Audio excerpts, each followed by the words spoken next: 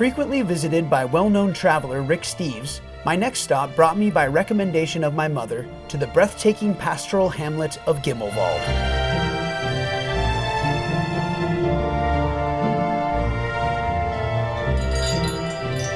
This is a little self-service store. They have a selection of locally made meats and dairy products. You just put your money in the tray and take what you want.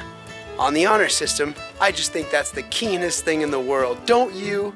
Quietly tucked deep within the Swiss Alps, this magnificent village of around 100 residents rests high above the Lauterbrunnen Valley floor and is accessible only by foot or cable car. Elegantly brushed with centuries-old chalets and verdant, cow-dotted meadows, Gimmelwald was first mentioned in a bill of sale in 1346. Decades ago, the town successfully lobbied against being transformed into a ski resort town by officially being declared an avalanche zone, thus preserving its old-world countryside aesthetic and allowing residents to maintain their agrarian lifestyle. The serenade of distant cowbells floating effortlessly on a tender breeze accompanied each morning's greeting to me with a bold cup of coffee, striking mountain vistas, and the promise of a new adventure. The mountain hostel, which was to be my home base for the next 5 days, was comfortable, affordable, and host to an expert and friendly staff. The community kitchen and common area were ideal places to socialize and conspire with other wandering travelers. So I met Mark at the hostel and we're on our first date, and I think he might be a little bit nervous. Second date if you count rolling around in the woods together. We did have quite an adventure yesterday.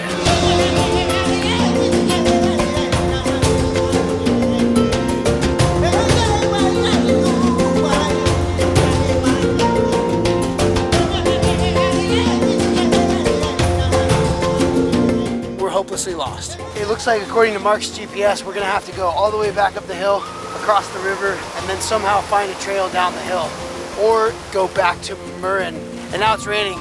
Well, we finally made it back to Gimmelwald because we missed looking at this sign both times we went around.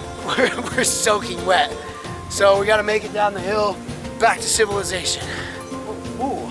Oh yeah, and we're caught in a lightning storm too. So good thing we made it back when we did. My emergency credit card is here. Yes, I have money again. Mwah! Today's July 4th, and to celebrate America's independence, I'm celebrating my independence from America. You too can just be a millionaire, and all you have to do is just work hard and pay your taxes and give your money to the rich, and then you'll become rich. It's unbelievable. Oh my God, this is the craziest hail I've ever seen.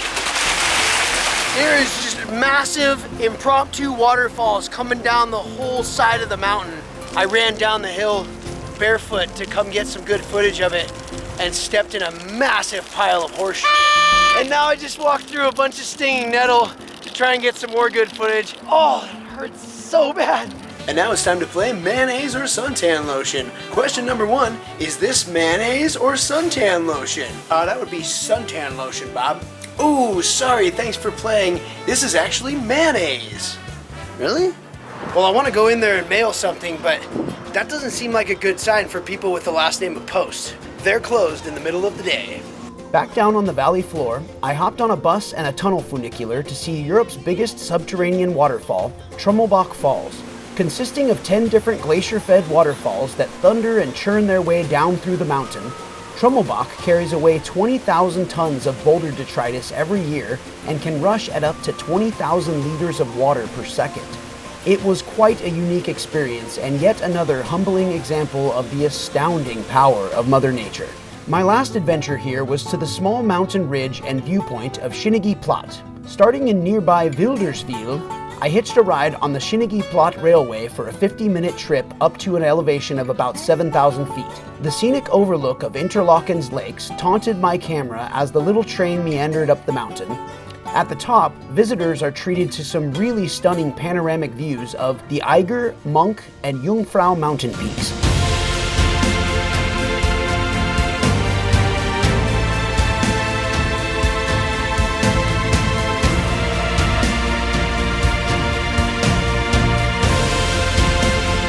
I spent my last night here singing Kumbaya around the fire and socializing with my new friends at the hostel. Yeah, we literally sang Kumbaya. Kumbaya, oh sisters, let's go down, let's go down, won't you come on down? Oh, sisters, let's go down, down to the river to pray. Nice. It was a perfect send-off from one of the most magical places I've ever been. We're singing together. Amen. Amen.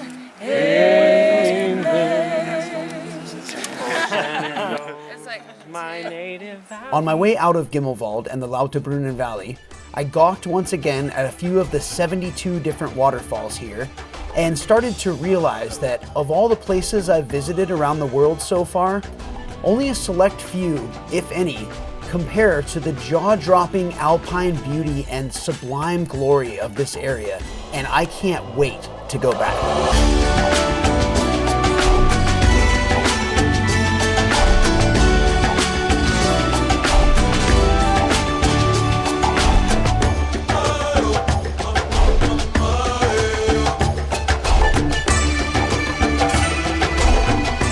Another transfer to another train station to catch another train, to catch another bus, to go to another city, to do another thing. I feel like these bags are just appendages of mine now. Let's see, how do I describe Gruyére without repeating trite adjectives about attractive places? Gruyére is an enchanting, charming, quaint, pastoral, idyllic, picturesque, medieval, historical village town hamlet culturally saturated with cheese. And a medieval castle in which I got stuck during a powerful rainstorm, but which also had super cool surreal paintings by Patrick Woodruff. So there are two different Gruyères. There's Gruyère the region and Gruyère the village. I booked a hotel in Gruyère, the region, not the village. There are a lot of Hotel de Villes, and I guess I didn't book the one in Gruyère, I booked the one in another city, Brock. Totally tried to book this in Gruyère. The emergency card that my bank sent me doesn't work.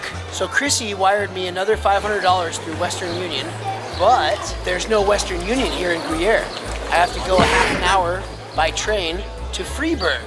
So now I have to use the numbers that Chrissy gave me for her cards to try and manually pay for my hotel room. Let's see how badly this is gonna fail. Chrissy's card worked. Something actually went right. One in a row. Yes! While the town of Gruyère is world famous for its mouth-watering cheese of the same name, I came to this small, semi-remote Swiss village for something a bit more intriguing.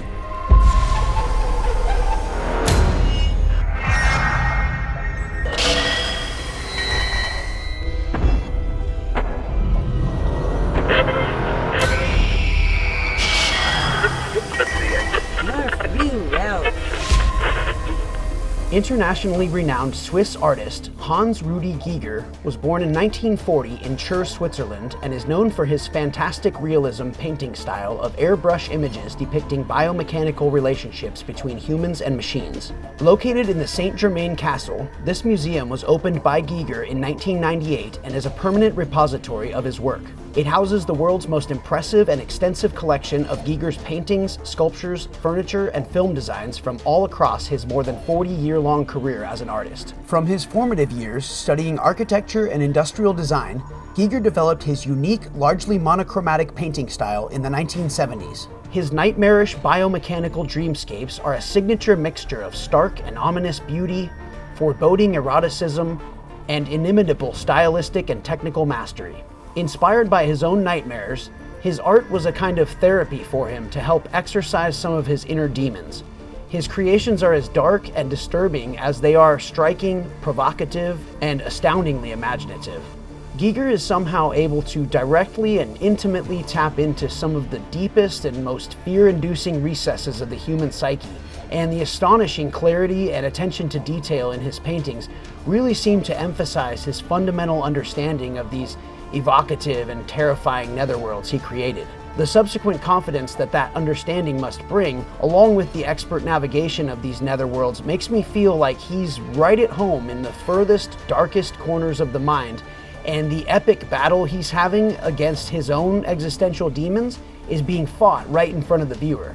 His art was used in over a dozen album cover designs for notable recording artists, including Emerson, Lake and Palmer, Deborah Harry, and the Dead Kennedys, to name a few.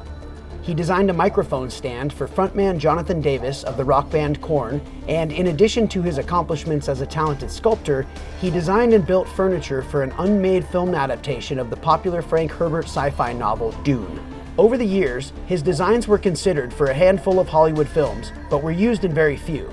Giger finally garnered international acclaim when his first major publication of collected works, the compendium called Necronomicon, piqued the interest of film director Ridley Scott and led to Giger's conceptual, set, and creature design in the smash hit classic 1979 film Alien.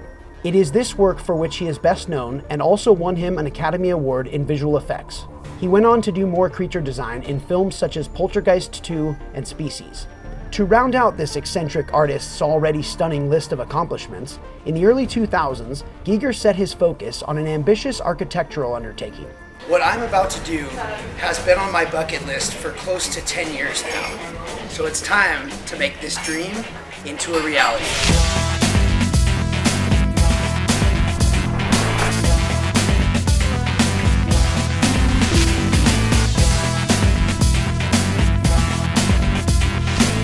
The Giger Museum Bar elevates the experience of immersive art to new levels. It's not every day you get to literally walk into a piece of art. From floors and furniture to walls and ceiling, everything in here was designed, modeled, and closely supervised by Giger himself. And being here made me feel like I was sitting in the cavernous stomach of some fossilized behemoth, prehistoric alien monster. Above you, formidable vertebrae arch themselves across the vaulted ceiling, looming over the Harkonnen chairs of spinal column, rib cage, and pelvis bone. Beneath you, the stone floor plates engraved with strange and mysterious hieroglyphics taunt your innermost fears, and everything you look at insinuates that you've been transported into the mutated ruins of a dystopic and long-dead future extraterrestrial civilization. Directly across from the museum, the bar opened its doors in 2003 and attracts thousands of visitors every year. There's only one other Giger bar, and it's located in Chur, but it's not as cool as this one. The first one was built in Tokyo in the 1980s and was only open for a few years. Shortly after being inducted into the Science Fiction and Fantasy Hall of Fame in 2013, Giger died the following year due to injurious complications from a fall he suffered and is buried here in Gruyére. He was 74 years old, and even his gravestone shows off his unique style. For my first shot, I got absinthe and lime. It's called a space jockey shot. This cocktail is called the HR Giger. It's gin, green vodka, and lime. Oh, apple vodka, okay. This type of absinthe is made with 10 different plants. This drink was forbidden because the people, they fermented too much. And because of that, they make you like hallucination and see a green fairy and something, I don't know what, and it was forbidden. But actually, if it's very good made with the good fermentation, you have no problem. Oh, it's dangerous. And this is a face hugger shot. It's absolute vodka. It's liquor of cassis and Tabasco sauce, and it's fantastic. H.R. Giger's global success, seminal work, and pioneering originality in biomechanical surrealism have all cemented his status as a truly legendary artist. His talent and ability to visually manifest his far-reaching, twisted imagination is a testament to his unprecedented genius, and his spirit reverberates throughout the collective, everlasting passion of his friends, family, and fans like me worldwide. Giger shows us some of the deepest and more undesirable aspects of ourselves, and he is so impactful because while we may not want to look at those ugly and unpleasant parts, once we do, we may find out that they're actually worth looking at, because sometimes even our dark sides deserve a little light. I'm in Lausanne and I just got on the train to get to Paris. I need a reservation, otherwise I have to pay full price, even with my Eurail pass. Next train to Paris is in 4 hours. As people keep arriving to claim their reserved seats, I keep having to move around. So now I'm just sitting in between cars. I don't have an electrical outlet, but at least I got a seat. They told me I could pay my reservation fee right here on the train. No problem? No problem. They want me to pay 20 euros. I only have Swiss francs. Eventually, I paid them 32 francs and they gave me a seat. So it worked out, but not without a bunch of drama. Just arrived in Paris and was informed I have to take another bus to get to another train station to pick up my transfer to London. I'm so over this. It's sweltering here in Paris and this train station is massive. Having a really tough time figuring out how to catch my train to London. And now it's time to go through the customs and border song and dance and hope that I don't miss my train. It's gonna cost me how much? 300 If you take the 7:12 p.m., it's 250 euros. If you want to take the earliest one, the 6:13, it's 349. A month in advance? With the Eurostar, yes. We have very limited 6 hours late. With the Eurostar train. You need to purchase a ticket from Paris to Lille tonight. Yeah. Sleep in Lille, and tomorrow morning take the train from Lille to London. Lille to London, it's 38 euros. Even with my Eurail pass? Yes, because it's the reservation fees. I can call downstairs just and say I've taken office, but Yeah. then to look if they got some seats left from the Paris to Lille for tonight. Okay. If they have, you can purchase a ticket from Lille to London for tomorrow, and after you go to ticket office downstairs, to purchase a ticket from Paris to Lille, which is around 9 or 18 euros. I'm gonna go try and find a bus. Now I wait in line again. There's no bus. Hasn't been one for a year. No bus. This right here is the 2 euro that I had in my pocket when I got my wallet stolen. So rather than being able to keep it as a memento, I gotta spend it on my metro ticket. Now I get to go pay 30 euros to exchange money. Oh boy, good fun. With all the commissions, the exchange rate, and the fee, my 440 francs turns into 321 euro. Since there's no bus to London and they don't take your rail passes for the fancy Eurostar train that goes underneath the English Channel, I have to go to Lille, France tonight, find a hotel, then catch a train in the morning to get to London. Man, this sucks. It's days like this that make me really appreciate a shower, a meal, and a bed. Don't ever take that for granted. I just now put it together why there's no buses from Paris to London. English Channel.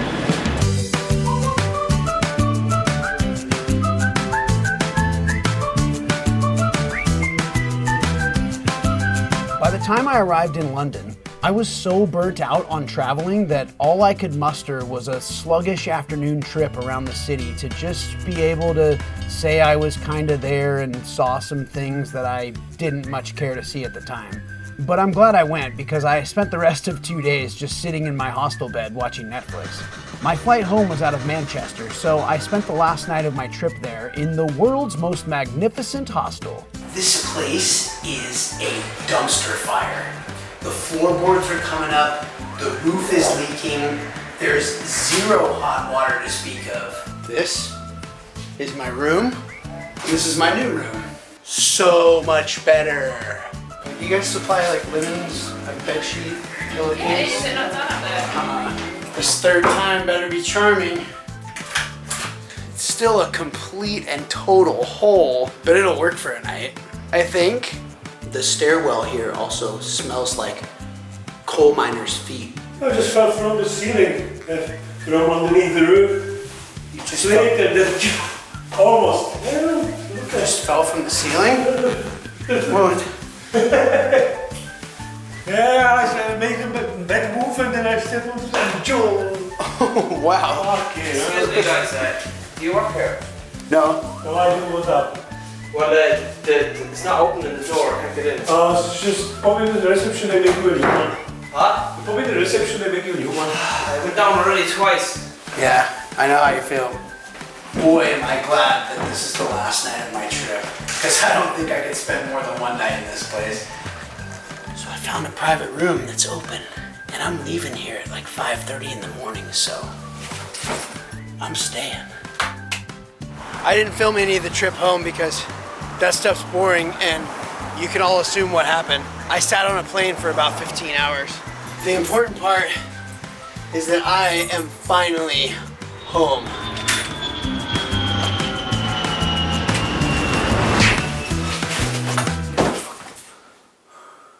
Yep, that's what you look like after you strap on 40 pounds of bags and spend 2 months and $10,000 staying in 18 different hostels and hotels while you gallivant across 6 foreign countries.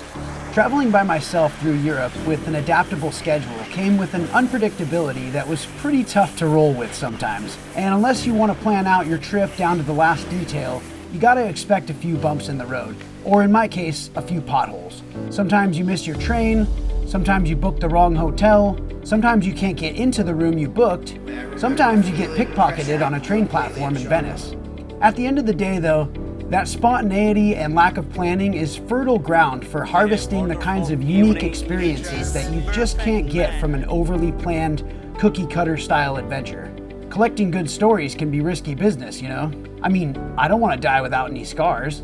To me, traveling is a bold and courageous act that, among many other things, inspires me to keep exploring and proves that even if a lot of life happens while you're busy making other plans, sometimes those plans you make become some of the most memorable parts of your life.